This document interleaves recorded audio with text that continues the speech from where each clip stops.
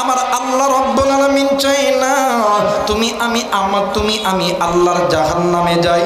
মুসলমান বন্ধু, আমার আল্লাহ চাই আমার বান্দা আমার বান্দি আমি মালিকের জান্নাতে যাই। কিন্তু বাবা দি আজ কোন দুনিয়া পাইয়া, আজ কোন দুনিয়ার মায়ায় পড়িয়া আজকে নিজে গুনাহ করি, নিজের স্ত্রী সন্তান ভাই বোন গুনাহ করে। বন্ধু, এই দুনিয়া থাকার জায়গা নয়, কেউ এই দুনিয়ায় চিরদিন থাকব না। এ বন্ধু, কুল্লু নাফসিন যায়কাতুল মাউত, মৃত্যুর স্বাদ একদিন না একদিন সকলকেই ভোগ করতে হবে। বাবা দি এই ময়দান থেকে হয়তোবা আপনি আমি বাড়িতে যাইতে পারি, অথবা বাড়িতে যাইয়া আপনি আমি ঘুমাবো, হয়তোবা আগামীকাল কে কোন কাজ করব এই কাজের রুটিন আপনি আমি করব। কিন্তু একটা বার কি নজর নিছে, ওই যে বাড়িতে যাইয়া ঘুমাইলেন, হয়তোবা এই ঘুম আপনার আমার জীবনের শেষ ঘুম হইতে পারে। হায়াত থাকলে আইতে পারি গো, না থাকলে না থাকতে পারি।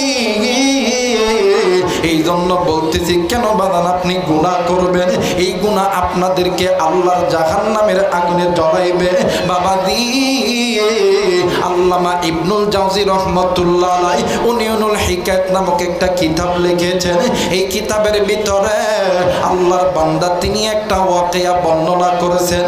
শাম দেশের ভিতরে একজন যুবতী নারী দুনিয়া থেকে চলে গেছে। ওই যুবতীর এই দুনিয়ার জমিনে ওই যুবতীর বাবা নেই, ওই যুবতীর দাদা নাই, ওই যুবতীর নানা নাই, নানি নাই, মা শুধুমাত্র জিন্দা আছে। এ বন্ধু, এই দুনিয়ার জমিনে এমন মা আছে রে, এমন বাবা আছে রে, সন্তানের জন্য নিজের সর্বোচ্চ বিলীন করে দিতে রাজি। সন্তান মারা গেছে, মা জননী পাগলের মতন হইয়া গেছে। মা জননী প্রতিদিন মসজিদের ইমামের কাছে যাইয়া ডাক দিয়ে কই, হুজুর গো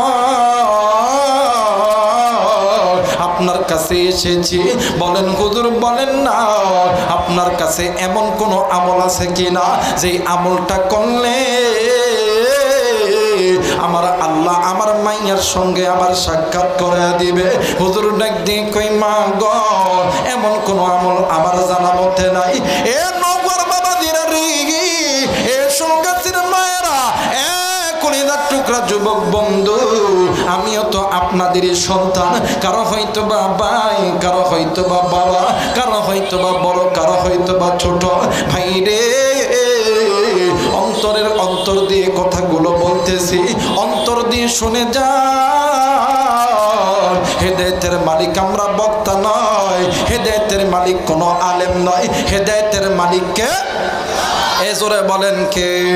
আমার আল্লাহ বলেন, ইন্নাকা লা তাহদি মান আহবাবতা ওয়ালাকিন্নাল্লাহা ইয়াহদি মান ইয়াশা। একটু আওয়াজ করে বলেন, হেদায়েতের মালিক কে? আওয়াজ বার বলেন কে? মুসলমান ভাইরা আমার বন্ধুগণ, হুজুর ডাক দিয়ে কই, মা মা গো, আমার জানা মতে এলাকার ভিতরে এমন একজন আলেম আছে গো মা, আপনি ওই আল্লাহর বান্দার কাছে চলে যান। বন্ধু, এই দুনিয়ার জমিনে এমন মা আছে রে, সন্তানের জন্য মা বাবা নিজের গায়ের রক্ত পর্যন্ত বিলীন করে দেয় সন্তান যাতে কষ্টে না থাকে। এইবার মা জননী চলে গেছেন আল্লাহর বান্দার কাছে। আল্লাহর বান্দার নাম হইল হাসান বসরি রহমতুল্লাহ আলাইহি। ডাক দিয়ে কই, হুজুর আপনার কাছে এসেছি। হুজুর আমি এমন একজন মহিলা না, এই দুনিয়ার জমিনে আমার মা নাই, এই দুনিয়ার জমিনে আমার বাবা নাই, আমার স্বামী নাই, একটাই মাত্র কলিজার টুকরা কন্যা সন্তান। হুজুর বলেন বলে দুনিয়ার জমিনে কোন মা কি পারে রে সন্তানকে ছাড়া ভালো মতন থাকতে? ওগো হুজুর, আজ কয়েকদিন আগে আমার সন্তান মারা গেছে, আপনার কাছে এসেছি। এমন কোন আমল আছে কিনা যে আমলটা করলে আল্লাহ তাআলা আমার মাইয়ার সঙ্গে সাক্ষাৎ করে দিবে? একটু আওয়াজ করে বলেন সুবহানাল্লাহ। আমার ভাইরা, আল্লাহর বান্দা হাসান বসরি রহমতুল্লাহ আলাইহি, হ্যাঁ আল্লাহর বান্দা বসরি রহমতুল্লাহ আলাই ডাক দিয়ে কই মা এমন তো কোনো আমল আমার জানা মতে নাই, কিন্তু মা গো আপনি কি নামাজ পড়তে পারেন? কই বাবা হ্যাঁ আমি নামাজ পড়ি। বলতেছিলেন মা আপনি প্রতিদিন এশার নামাজের পরে 2 রাকাত সালাতুল হাজতের নামাজ পড়বেন এবং আপনি নবীর উপরে দরুদ পড়তে পড়তে ড্যানকাত হয়ে ঘুমাইবেন। আমার আল্লাহ যদি কবুল করে আপনার সন্তানের সঙ্গে আপনার সাক্ষাৎ করায় দিবে। একটু আওয়াজ করে বলেন আল্লাহু আকবার। দেখে কলিজার টুকরা সন্তান ডাক দিয়ে কই মা ও মা আমি আর এই কবরে আযাব সহ্য করতে পারি না। আচ্ছা বলেন তো দেখি কোন সন্তান যদি বলে মা আমি কষ্ট হইতেছে, মা আমি খুব কষ্ট পাইতেছি, কোন মা কোন বাবা কি সহ্য করতে পারে? জোরে বলেন, কথা কোন পারে? মুসলমান ভাইরা আমার বন্ধুগণ, কোন দিকে কোন নজর নেই। এইবারে মা জননী রাত্রি বেলা স্বপ্নের ভিতরে দেখে কলিজার টুকরা কন্যা সন্তানের কবরে আগুন দাও দাও করে জ্বলতেছে। এই দুনিয়ার জমিনে এমন কোন মা নাই রে, এমন কোন বাপ নাই রে সন্তানের কষ্ট দেখিয়া সহ্য করতে পারে। মা জননী ঘুম থেকে উঠিয়া ঘরের ভিতর থেকে একটা পাত্র অথবা বর্তন নিয়া কূপের পাড়ে গেছি, কূপের পাড়ে যাইয়া কূপ থেকে পানি উঠাইয়া ওই কবরের মধ্যে ঢালে আর ডাক দিয়ে কই কেউ আসনি? আমার কলিজার টুকরা কন্যা সন্তান এই কবরের ভিতরে আগুনের ভিতরে জ্বলতেছে। এ বন্ধু এলাকার মানুষগুলি জড়ো হইয়া গেছে। একজন ডাক দিয়ে কই মা এই জায়গার ভিতরে আপনি কবরের মধ্যে কেন পানি ঢালেন গো মা? ডাক দিয়ে কই বাবা রে এই কবরের ভিতরে আমার কলিজার টুকরা সন্তান জাহান্নামের আগুনে জ্বলতেছে। যুবক বন্ধু আজকে এই ময়দানে অনেক মুরব্বি এসেছেন, অনেক কলিজার টুকরা যুবক এসেছেন। আমি জানি না এই ময়দানে কার জানি কলিজার টুকরা মা নাই, কার জানি কলিজার টুকরা বাবা নাই। বন্ধুরে তোমার আমার মা তোমার আমার বাবা ওই কবরস্থান থেকে ওই বাজার থেকে ডাক দিয়ে কই বেটা আজকে কেন তুই আমার জন্য নামাজের মধ্যে দোয়া করিস না? কেন তুই কোরআন পড়লি না? কেন তুই আলেমের মজমায় গেলি না? বেটা রে একদিন তোর জন্য আমি মা আমি বাবা কতই না কষ্ট করছি, আজকে আমার কবরে জাহান্নামের আগুন জ্বলে রে। এ যুবক কলিজার টুকরা মুরব্বি কলিজার টুকরা মা আজকে কোন মা কোন বাপরে ভুলিয়া থাকি আমরা। এ বাজার বছরে 2টা ঈদের দিন আসে, একটা হইল ঈদুল ফিতর আর একটা হইল ঈদুল আযহা। বাজান রে ঈদের নামাজ পড়ার পরে আমি গুনাহগার আবু রাইহান ইতিমের মতন ডুকরে ডুকরে কান্দি আর ডাক দিয়ে কই মালিক ঈদের নামাজ শেষ হয়ে গেছে। কত সন্তান আব্বারে আব্বা কইয়া ডাক দেয়, বাপ সন্তানকে হাত পাতিয়া বুকের মধ্যে নাই। আমার বাবা নাই, কে আমারে বুকের মধ্যে নিবে গো? কে আমারে আদর করবে? আরে যুবক বন্ধু আমি জানি না আজকে কার মায়ের কবর জানি জাহান্নামের আগুনে জ্বলে, কার বাবার কবর জানি জাহান্নামের আগুনে জ্বলে। এইবার মা জননী ওই রাত্রিবেলা আল্লাহর বান্দা হাসান বসরি রহমতুল্লাহ আলাইহির কাছে গেছে, ডাক দিয়ে কই হুজুর হুজুর ডাক দিয়ে কই মা গো এই রাত্রিবেলা আপনি আমার বাড়িতে কেন আইছেন? এইবার মা জননী ডাক দিয়ে কই হুজুর গো দুনিয়ার জমিনে এমন কোনো মা নাই, এমন কোনো বাবা নাই সন্তান বিপদে পড়লে মা বাবা চুপ করে বসে থাকতে পারে। হুজুর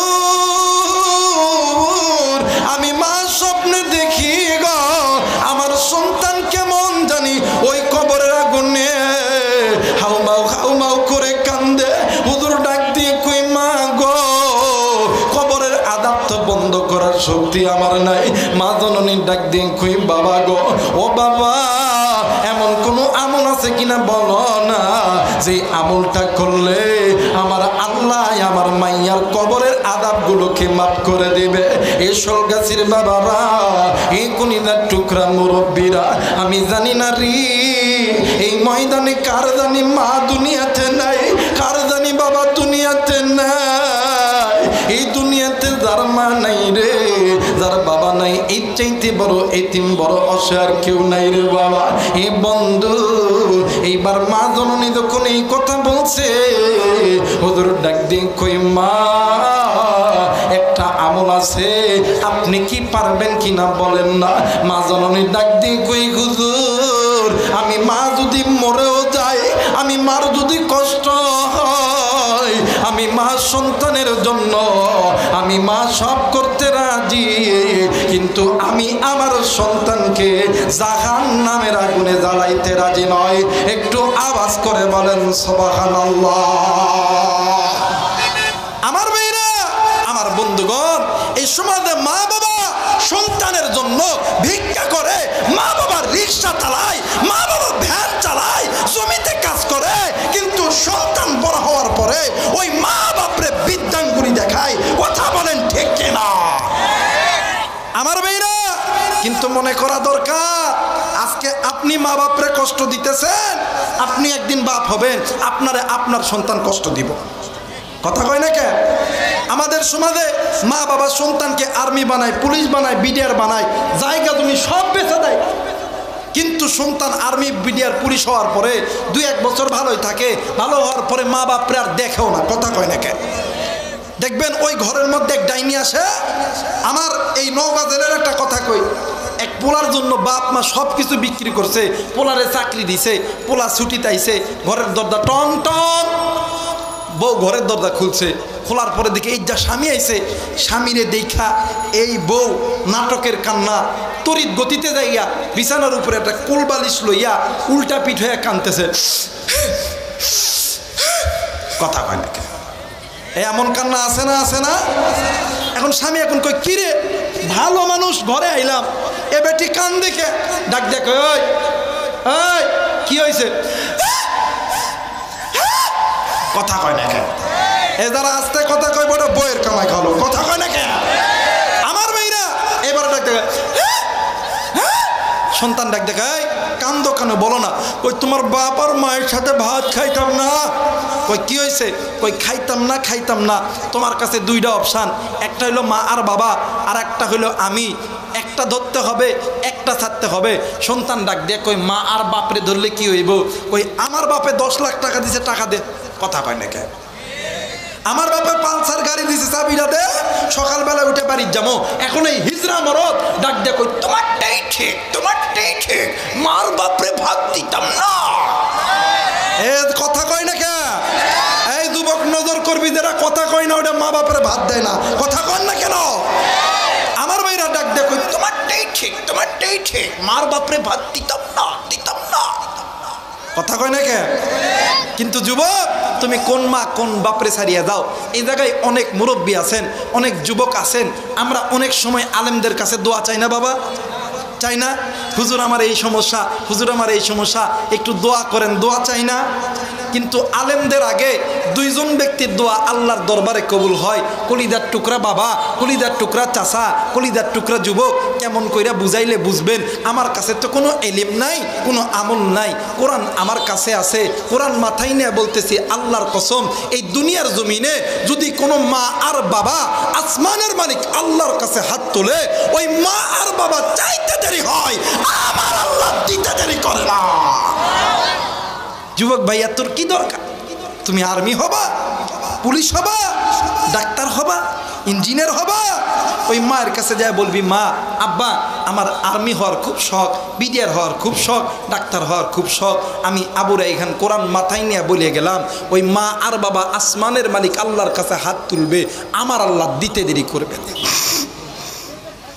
আজকে ওই মারে কষ্ট দিস, ওই বাপরে কষ্ট দিস, আল্লাহর কসম দুনিয়াও তোর জন্য জাহান্নাম, আখিরাতটাও তোর জন্য জাহান্নাম, কোনোদিন তুই শান্তি পাবি? মুসলমান ভাইরা আমার, বন্ধুগণ, লম্বা চূড়া সময় নয়, অল্প কথার ভিতরে ইনশাআল্লাহ বিদায় নিয়ে চলে যাব রে বন্ধু। বাবা দিয়ে এই জায়গায় অনেক যুবক ভাইরা আছো, অনেক কলিজার টুকরা মুরব্বী আছো, অনেক যুবতী বোন আছো রে। আমি আবু রাইহান তোমাদেরকে হাত জোর করে বলে যাই, জীবনে মা বাবারে কষ্ট দিবা না। এই দুনিয়ার জমিনে স্ত্রী বলো, সন্তান বলো রে, বন্ধু বলো, বান্ধবী বলো, সবাই তোমাকে ভালোবাসে স্বার্থের লোভে। স্বার্থ ছাড়া দুইজন ব্যক্তি ভালোবাসে। ওই মা বাপরে তোমরা যেন কষ্ট দিও না। এ বন্ধু, আমার মায়ের নবী, দয়ার নবী একদিন মসজিদে নববীর ভিতরে বয়ান করতেছিলেন। ইতিমধ্যে একজন মহিলা আল্লাহর নবীর সামনে দাঁড়ায় গেছে।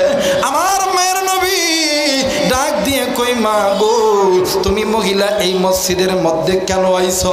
ওই মহিলা ডাক দিয়ে কই, নবী গো আমি আপনার সাহাবী আলকামার স্ত্রী। ডাক দিয়ে কই, কি হয়েছে? ডাক দিয়ে কই, হুজুর আপনার আলকামা মৃত্যু যন্ত্রণায় ছটফট করতেছে।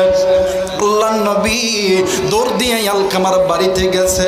আলকামার বাড়িতে যাইয়া আল্লাহর নবী নজর কইরা দেখে আলকামার জবান বন্ধ হয়ে গেছে। আল্লাহর নবী ডাক দিয়ে কই, সাহাবী তোমরা জলদি করে আলকামার মায়ের কাছে চলো। আল্লাহর নবী নজর কইরা দেখে আলকামার মা ডুকরে ডুকরে কান্দে। আল্লাহর নবী ডাক দিয়ে কই, মা গো তুমি তোমার সন্তানকে মাফ করিয়া দাও।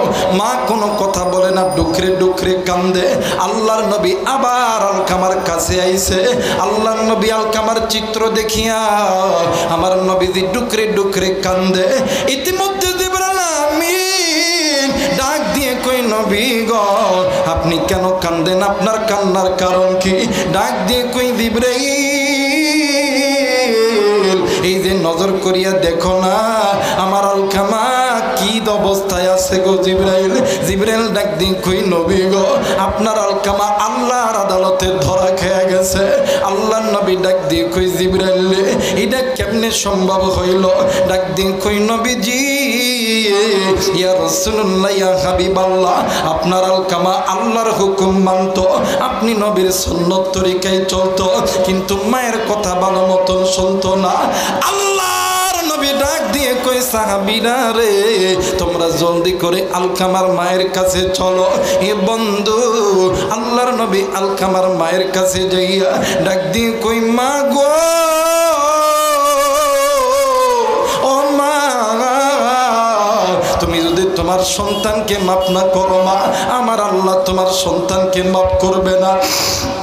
মা জননী কোনো কথা যখন বলতেছেন না, এই বন্ধু আল্লাহর নবী ডাক দিয়ে কই, সাহাবীরা রে তোমরা খড়িয়ানো আগুন জ্বালায় দাও, আমি নিজে হাতে আলকামারে আগুনে জ্বালাইব। এই বাজান মা জননী ডাক দিয়ে কই, নবী গো আলকামা আমার সন্তান, আপনি কেন আমার সন্তানকে আগুনে জ্বালাইবেন? আমি মা কি সহ্য করতে পারি? আল্লাহর নবী ডাক দিয়ে কই, মা গো তাইলে আপনি কেন চুপ করে আছেন, কেন রাগ করে আছেন? মা জননী ডাক দিয়ে কই, নবী গো এই সন্তানের জন্য আমি মা ভালো মতন খাইতে পারি নাই, ভালো মতন ঘুমাইতে পারি নাই।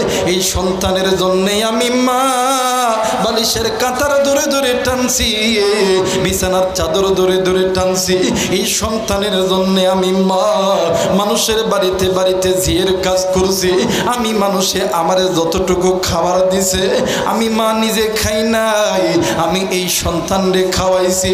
কিন্তু দূর রাত্রিবেলা যখন ঘুমাইতে গেছি গো ও নবীজি, ক্ষুধার যন্ত্রণা আমি মা সহ্য করতে পারি নাই, আমি মা নিজে পেটে পাথর বান্ধাইছিলাম গো নবীজি। এই সন্তানের জন্য আমি মা কত কষ্ট করছি। আজকে এই সন্তান বড় হয়েছে, আমি মায়ের কথা শুনে না। বলেন তো নবীজি আমি মা কষ্ট পাওয়ার কথা কি না? আল্লাহর নবী ডাক দিয়ে কই, মা গো তুমি কষ্ট পাইছো বিদায় আল্লাহ তাআলা নারাজ হয়ে গেছে। ওগো মা তুমি যদি সন্তানকে মাফ না করো মা, আমার আল্লাহ কোনোদিন তোমার সন্তানকে মাফ করবে না। আল্লাহ তোমার সন্তানকে জাহান্নামের আগুনে জ্বলাইবে। মা জননী ডাক দিয়ে কই, নবী গো আমি আমি কি আল্লাহর কাছে বললে আল্লাহ কি আমার গুনাহ মাফ করবে, আমার সন্তানকে মাফ করিয়া দিবে? আল্লাহর নবী ডাক দিয়ে কই, মাগো দুনিয়ার জমিনে যদি কোনো বাবা, যদি কোনো মা সন্তানের জন্য মালিকের কাছে চাইতে দেরি হয়, আমার আল্লাহ দিতে দেরি করে না। এই বন্ধু কিতাবের লেখক লিখে আলকামার মা দুই হাত উঁচু করিয়া ডাক দিয়ে কই, আল্লাহ, ডাক দেন না, বলেন না আল্লাহ, মায়া কইরা ডাক দেন না, বলেন না আল্লাহ। এ বাদান এতগুলো মানুষের আওয়াজ কেন কম?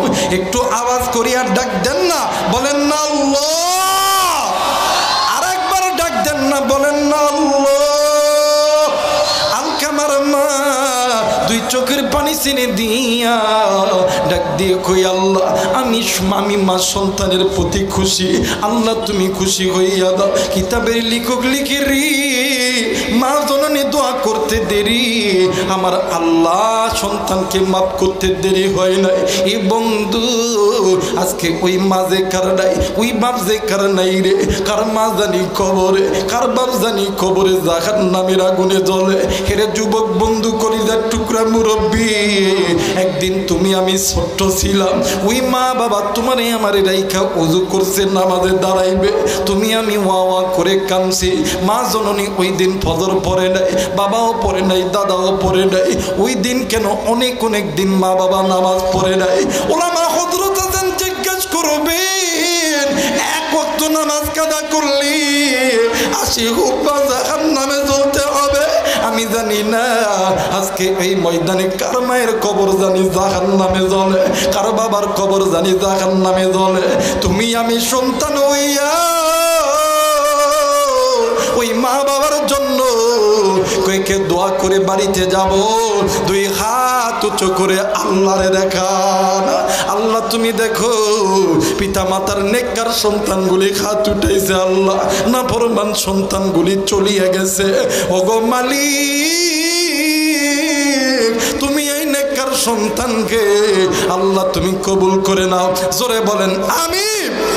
মুসলমান ভাইরা আমার, বন্ধুগণ, কোনো দিকে কোনো নজর নাই। এইবারে আল্লাহর বান্দা হাসানে বসরি রহমতুল্লাহ আলাইহি ডাক দিয়ে কই, মা, 1 নাম্বার আমল হইল আপনার কাছে অর্থ থাকলে আপনি আল্লাহর রাস্তায় দান করবেন।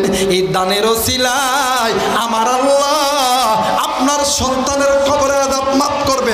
আল্লাহু আকবার। 2 নাম্বার হইল আপনি তেলাওয়াতুল কোরআন পড়বেন। এই তেলাওয়াতুল কোরআনের ওসিলায় আল্লাহ তাআলা কবরের আযাব মাফ করবে।